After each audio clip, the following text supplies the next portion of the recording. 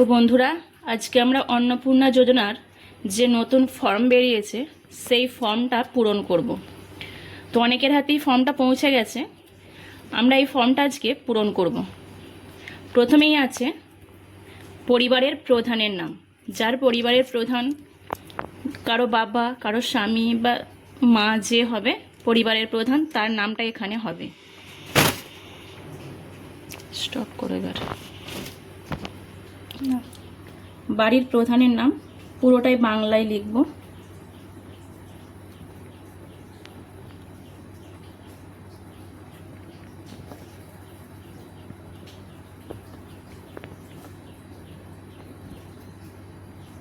এখানে দিয়েছে বিভাগ ক্ষেত্রে যে পারিবারিক পরিচয়। প্রথমে আছে পরিবারের প্রধানের নাম, হেড অফ দ্য ফ্যামিলি। পুরো নাম লিখতে বলেছে, এখানে পুরো নামটা লিখলাম। এখানে বলেছে সঠিক হলে যেটা সঠিক হবে সেখানে টিক চিহ্ন দিন। আর এখানে ফর্মটা আমরা সম্পূর্ণ আধার কার্ড অনুযায়ী ফিল আপ করবো। জন্ম তারিখ আধার কার্ডেই দেওয়া আছে। কিভাবে লিখব? দিন, মাস, বছর। দিন প্রথমে দিন হিসাবে লিখব।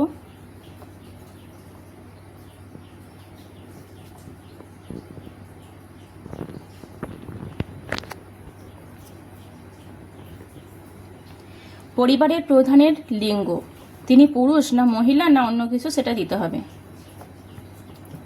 পরিবারের প্রধানের আধার নম্বর, আধার কার্ড দেখে দেখে পরিবারের প্রধানের আধার নম্বরটা লিখে দেব।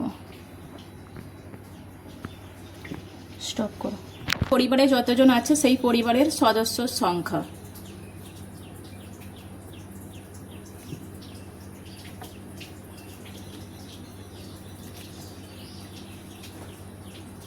স্থায়ী ঠিকানা লিখতে হবে।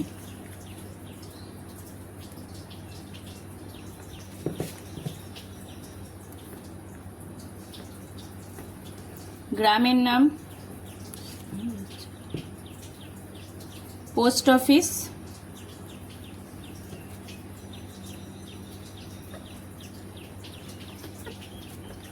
থানা,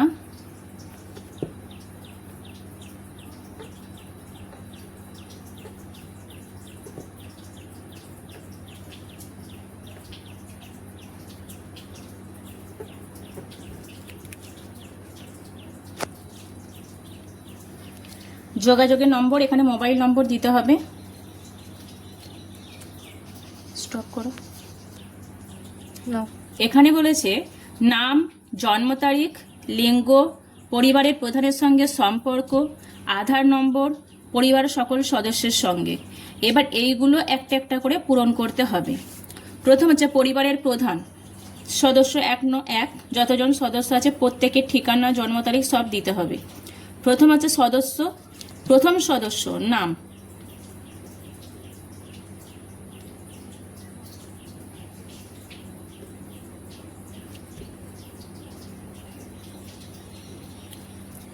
জন্ম তারিখ আধার কার্ড অনুযায়ী জন্ম তারিখ দেবো।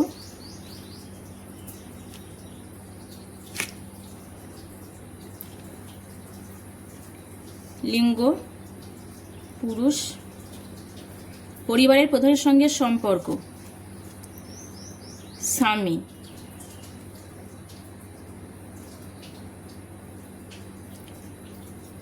যে অন্নপূর্ণা ভান্ডারের জন্য ফর্ম ফিল আপ করছে তার সাথে পরিবারের প্রধানের সাথে কি সম্পর্ক সেটা লিখতে হবে। আধার নম্বর,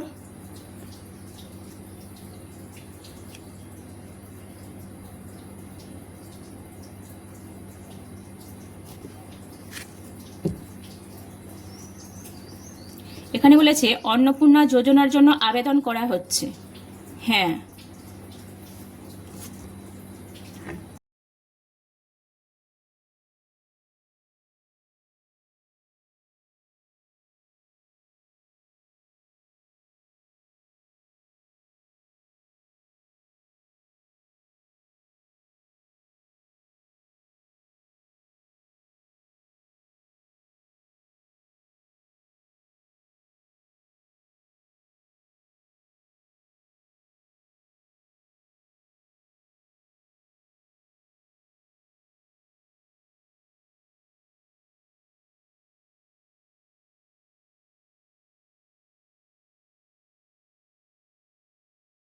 সদস্যর ব্যাংক অ্যাকাউন্টের ডিটেলস দিতে হবে। পরিবারের প্রধান, হেড অফ দ্য ফ্যামিলি, ব্যাংকের নাম। প্রথমে হেড অফ দ্য ফ্যামিলির ব্যাংকের নাম। এটা হচ্ছে পশ্চিমবঙ্গ গ্রামীণ ব্যাংক। যার যে ব্যাংকের অ্যাকাউন্ট সেই ব্যাংকের অ্যাকাউন্টের নাম দিতে হবে।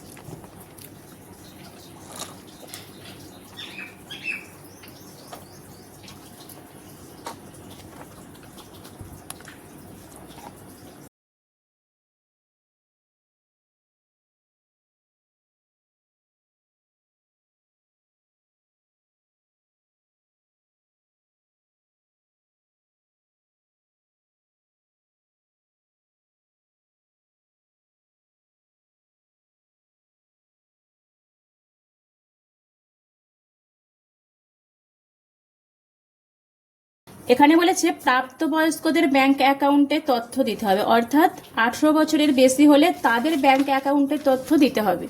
18 বছরের কম হলে ব্যাংক অ্যাকাউন্টের তথ্য এখানে দেওয়ার প্রয়োজন নেই।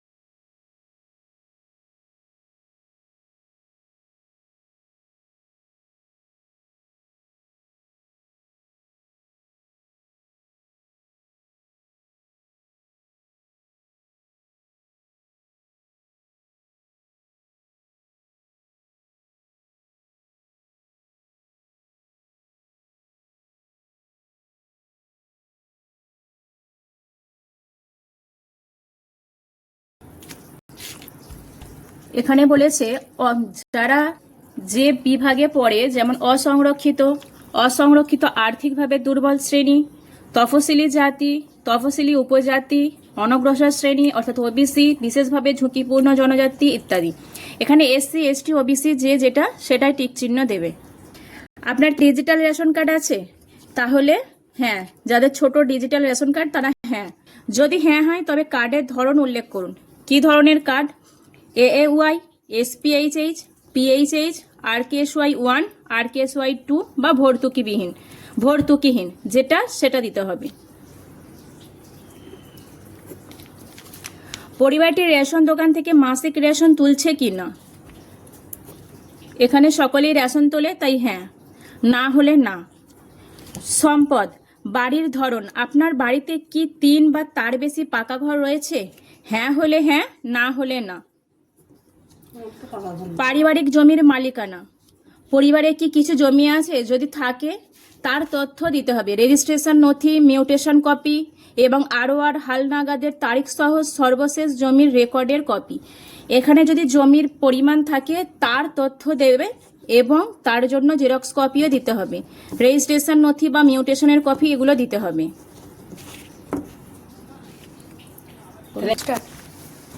পরিবারের সকল সদস্যের মোট জমির পরিমাণ, কতটা পরিমাণে জমি আছে সেই জমির পরিমাণটা কত শতক এখানে লিখতে হবে। রেজিস্ট্রেশন নথি, সর্বশেষ আরওআর জমির নথি, অর্থাৎ সর্বশেষ যে রেজিস্ট্রেশন হয়েছে তার অনুযায়ী কতটা পরিমাণে জমি আছে সেই জমির তথ্য দিতে হবে। এবার আসছি যানবাহন।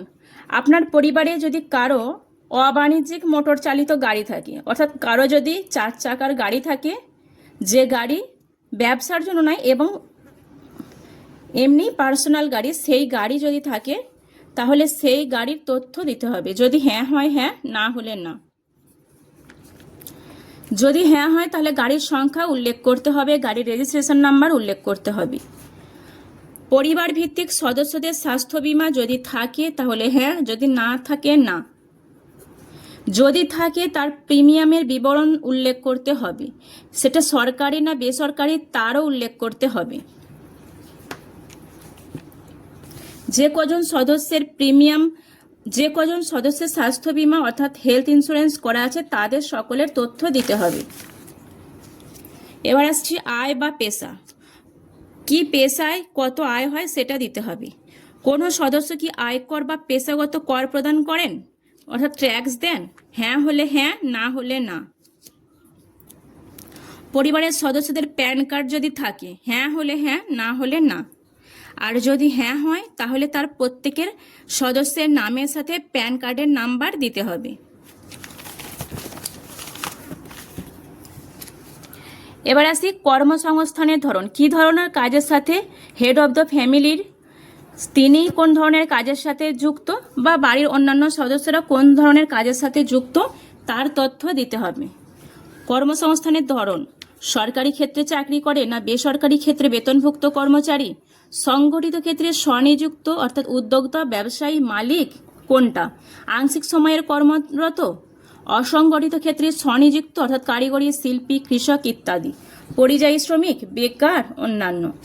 এখানে কৃষক, যে পদে আছে সেই পদে টিক চিহ্ন দিতে হবে। এখানে আর সকলেই পরিবারের সকলেই বেকার, তাই এখানে আর অন্যান্য তথ্য দিলাম না। এবার আসি পরিবারের শিক্ষিত প্রাপ্তবয়স্ক সদস্যদের সংখ্যা এবং পরিবারের অশিক্ষিত প্রাপ্তবয়স্ক সদস্যের সংখ্যা। এখানে প্রাপ্তবয়স্করা কে কত পর্যন্ত পড়াশোনা করেছে তার তথ্য দিতে হবে। এখানে শিক্ষিত প্রাপ্তবয়স্ক, অশিক্ষিত প্রাপ্তবয়স্ক, শিক্ষিত প্রাপ্তবয়স্ক, অশিক্ষিত প্রাপ্তবয়স্ক, এখানে দুজন আছে, দুজনেই অশিক্ষিত। পরিবারের প্রধান অশিক্ষিত।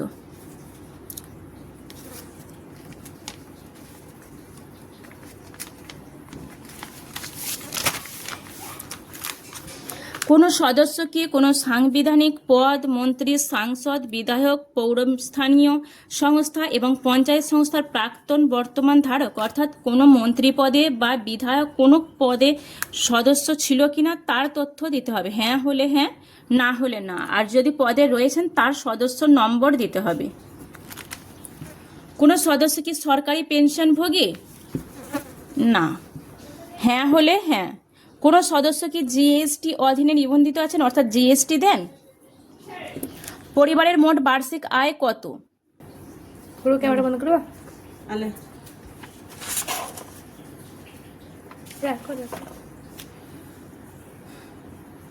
কাছে দাও, এটা দেখে দেখাও। সিএ আবেদনের বর্তমান অবস্থা যদি থাকে, এখানে কিছুই নেই, সিএ তে আবেদন করা নেই, তাই দিলাম না।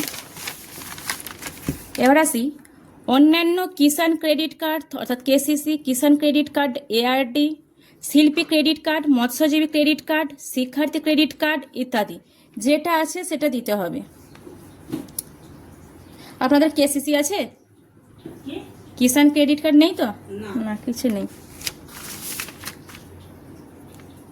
মানে কোনোটাই নেই, তাই কিছুই দিলাম না। যাদের আছে তারা দেবে। এখানে পরিবারের প্রধানের, যার কিষাণ ক্রেডিট কার্ড আছে, যার credit card, student credit card যা আছে সেটা দিতে হবে। যদি এসআইআর 2026-এ বাদ পড়ে থাকে তবে যদি এসআইআর 2026-এর নাম বাদ পড়ে থাকে তবে মামলাটি ট্রাইব্যুনালে বিচারাধীন কিনা সেটা তথ্য দিতে হবে। লম্বা করে ধরো। যদি বিচারাধীন থাকে তাহলে ট্রাইব্যুনালে যদি বিচারাধীন থাকে তাহলে হ্যাঁ হলে হ্যাঁ, না হলে না। বিদ্যালয়ে অধ্যয়নরত পরিবারের সকল শিশু বিবরণ। এখানে শিশু সদস্য সংখ্যা 1, শিশুর নাম,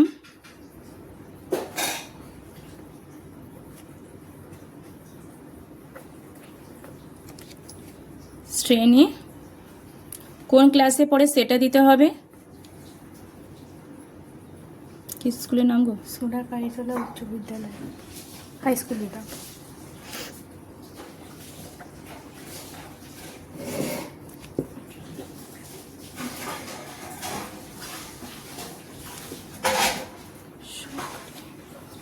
স্কুলের নাম, স্কুল কোন ধরনের সেটা দিতে হবে। সরকারি ও এখানে বক্স আছে না, সরকারি। হ্যাঁ, একটাই শিশু, একটাই দিলাম। শিশুদের টিকাকরণের বর্তমান অবস্থা। হ্যাঁ, টিকাকরণ শুরু হয়েছে, সম্পূর্ণ হয়েছে, টিকাকরণ করা হয়নি। যে কজন শিশু তাদের টিকাকরণ কোন অবস্থায় রয়েছে সেটা দিতে হবে। আপনি কি কোনো সরকারি প্রকল্পের সুবিধা ডিবিটি এর মাধ্যমে পাচ্ছেন? যদি কারো অ্যাকাউন্টে সরকারি সুবিধা পাওয়া যায় তার তথ্য দিতে হবে। পরিবারের প্রধান এখানে সরকারি সুবিধা পায়। প্রকল্পের নাম, প্রকল্পের নাম হচ্ছে কি পাই, ও কৃষক বন্ধু পাই তো? কৃষক বন্ধু পান তো আপনারা? কৃষক বন্ধু পান তো? কৃষক বন্ধুটাই পাই, আর ইয়ে পাই না, পিএনকিষাণটা পাই না তো। এখানে বলেছে আপনি কি কোনো সরকারি প্রকল্পের সুবিধা অর্থাৎ ডিবিটি এর মাধ্যমে পাচ্ছেন? না, যদি খালি তো ইয়েটাই পাচ্ছি। ডিবিটিটা ওইটাই। প্রকল্পের নাম হচ্ছে প্রকল্প যেটা থেকে আপনি টাকা পাচ্ছেন সেটা হচ্ছে কৃষক বন্ধু আছে, পিএম কিষাণ আছে, যে যেটা থেকে পায়, বেকার ভাতা, বার্ধক্য ভাতা, কৃষক বন্ধু। এখানে বলেছে যেটা আছে বাকিটা অফিসার করবেন, এটা সব হয়ে গেছে। এবার হচ্ছে ঘোষণা ও সম্মতি। এখানে বলেছে আমি এই মর্মে ঘোষণা করছি যে উপরে প্রদত্ত তথ্য আমার জ্ঞান ও বিশ্বাস অনুযায়ী সম্মত। এখানে সম্মত, অর্থাৎ আমি ওপরে যে তথ্য দিয়েছি সেগুলো সঠিক। এবার এখানে সত্য এবং প্রযোজ্য ক্ষেত্রে আমি সকল সহায়ক নথি প্রদান করেছি এবং উপরে উল্লিখিত কোনো মানদণ্ড বাদ দিইনি।